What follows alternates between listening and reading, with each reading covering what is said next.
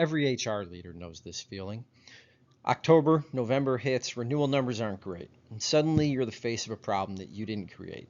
You're explaining copay, deductible, and out-of-pocket increases that you didn't want to set, defending network changes that you didn't choose.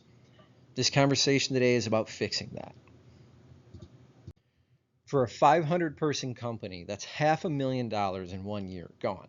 Not to better care, not to better outcomes, just gone. And the trend is getting steeper. Last year it was 8%. So what changed? We'll get to that. GLP-1s are reshaping plan costs. One employee on Ozempic can run $15,000 a year. Catastrophic claims are random. You can't predict or prevent them. The point isn't to list the problems, it's to show HR they're being held accountable for things no one in their realm really controls. Picture this, an employee's kid needs surgery, the bill comes back wrong. Who do they call? Not the carrier. They walk down the hall to HR, and HR has to defend a decision they didn't make using a network they didn't build. That's the accountability gap.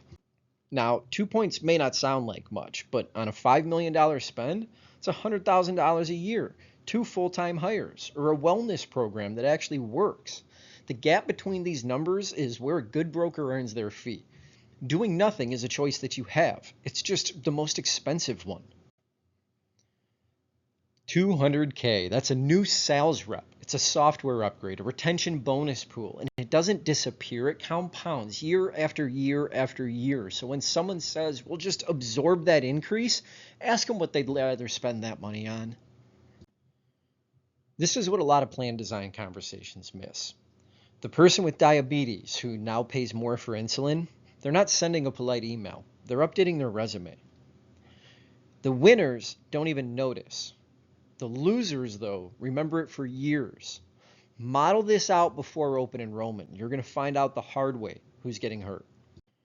You're probably spending $800 a month per employee. That's $9,600 a year. And the employee's only seeing the $15 increase. No wonder they're angry. They think you're being cheap. They don't know you're spending a small salary on their family's care. It's not a cost problem. It's a storytelling failure. This is the slide that changes minds. Show it at your next all hands. Put the $15 next to the $800. Let people see the full picture. When they understand the real investment, the conversation shifts from why is my copay going up to how do we protect this together? This point about the Federal Trade Commission matters most. 3 PBMs control 80% of the market. When someone says 100% pass-through, ask, pass-through of what? The rebate after they've taken their cut upstream? That's 100% of what's left after someone ate half your sandwich? Know this before you sign. 2 of these are the most important. Cost data's got to get to leadership before renewal season starts. Not during, not after. Rebate clarity is urgent because contracts get signed once a year. You miss that window and you're going to be locked in for at least another 12 months, if not another 36 with most PBM contracts. Before you touch plan design, before you shop carriers, change how you talk about the problem inside your company. If leadership thinks of healthcare as HR's budget, you'll always be on defense. If they see it as a business cost that HR manages, you're a partner. Same dollars, totally different conversation. You can't control what carriers charge. You can't control what drugs cost. But you can control how the story gets told. Let's start there.